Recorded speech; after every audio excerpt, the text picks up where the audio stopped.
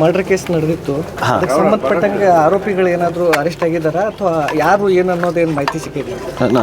ನಿನ್ನೆ ನಮ್ಮದು ಅನಾಲಿಸಿಸ್ ಪ್ರಕಾರ ಸಾಬಿರ್ ಅಂತ ಹುಡುಗಿದು ಫ್ರೆಂಡ್ ಕಳೆದ 3-4 ವರ್ಷದಿಂದ ಹುಡುಗಿ ಜೊತೆಗೆ ಸಂಪರ್ಕದಲ್ಲಿದ್ದರು. ನಮ್ಮ ಬಂದ ಮಾಹಿತಿ ಪ್ರಕಾರ ಅವ್ರಿಗೆ ಮದುವೆ ಮಾಡೋಕ್ಕೆ ಇಷ್ಟ ಇತ್ತು. ಆ ಮದುವೆ ಮಾಡೋ ಇಷ್ಟ ಅಲ್ಲಿ ಸ್ವಲ್ಪ ಅಸಮಾಧಾನ ಆದರೆ ಸಾಬಿರ್ ಅವರೇ ಆ ಲೇಡಿ ಜಾಕಿಯಾಗೆ 20ನೇ ತಾರೀಕಿಗೆ ಸಾಯಂಕಾಲ ಮರ್ಡರ್ ಮಾಡಿದ್ದಾರೆ. ನಿನ್ನೆ ನೈಟ್ ಅರೌಂಡ್ 12 ಗಂಟೆಗೆ ನಾವೇ ಆ ಸಾಬಿರ್ಗೆ ಟೆಕ್ನಿಕಲ್ ಎವಿಡೆನ್ಸ್ ಬೇಸಿಸ್ ಮೇಲೆ ಬಂಧನ ಮಾಡಿಸಿದ್ದೀವಿ. ಈಗ ಅದೇ ಲೀಗಲ್ ಪ್ರೊಸೆಸ್ ನಡೀತಾ ಇದೆ. ಆದಷ್ಟು ಬೇಗ ಅವರಿಗೆ ಜೆಸಿಗೆ ತಲುಪಿಸ್ತೀವಿ. ಅಲ್ಲ, ಆರೋಪಿ ಕೂಡ ನಿನ್ನೆ ಸ್ಪಾಟ್ ಅಲ್ಲಿ ರೀಸನ್ ಏನಂತ ಸರ್? ಆ ರೀಸನ್ ಆರೋಪಿನೂ ಹೇಳ್ಬೋದು, ಅವರಿಗೆ ಇಷ್ಟು ಧೈರ್ಯ ಹೆಂಗೆ ಬಂತು.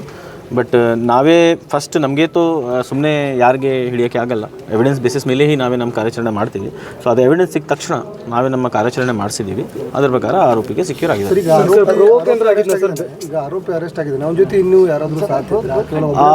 ಆಸ್ ಆಫ್ ನಾವು ನಮಗೆ ಏನು ಎವಿಡೆನ್ಸ್ ಸಿಕ್ಕಿದೆ ಅದು ಕ್ಲಿಯರ್ ಟೆಕ್ನಿಕಲ್ ಎವಿಡೆನ್ಸ್ ಇದೆ. ಇದರಲ್ಲಿ ಒಬ್ಬರೇದು ಪಾತ್ರ ಕಂಡು ಬರ್ತಾ ಇದೆ. ಬಟ್ ನಮ್ಮ ಇನ್ವೆಸ್ಟಿಗೇಷನ್ ಯಾವಾಗಲೂ ಕ್ಲೋಸ್ ಆಗಲ್ಲ.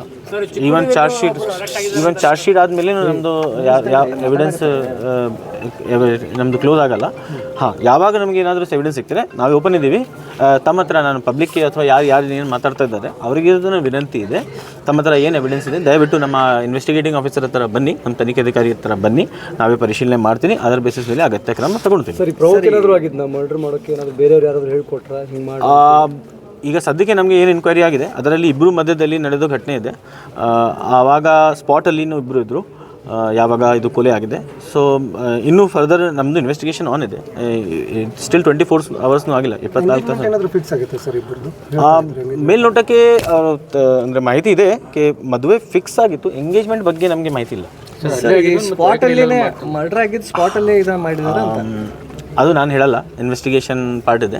ಅದು ನಾವೇ ಚಾರ್ಜ್ ಶೀಟ್ ಆದಮೇಲೆ ಹೇಳ್ತೀವಿ. ಸ್ಪಾಟಲ್ಲೇ ಬೇರೆ ಕಡೆ ಮಾಡಿ ತಗೊಂಡಿದ್ದ ಅಲ್ಲಿ ಹತ್ತಿರ ಆಗಿದೆ, ನಿಯರ್ ಸ್ಪಾಟ್. ಮರ್ಡರ್ ಮಾಡಿದ ಸ್ಪಾಟ್ ಬೇರೆ, ಅಲ್ಲಿ ಬಿಟ್ಟು ಹೋಗಿದ್ದು ಬೇರೆ.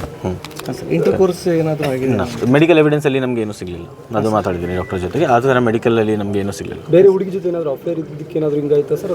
ಅದೇ ನಾವೇ ಪರಿಶೀಲನೆ ಮಾಡ್ತಾ ಇದ್ದೀವಿ. ಅದು ನಾವೇ ಅಂದರೆ ನಮಗೆ ಗೊತ್ತಿಲ್ಲ ಇನ್ನು.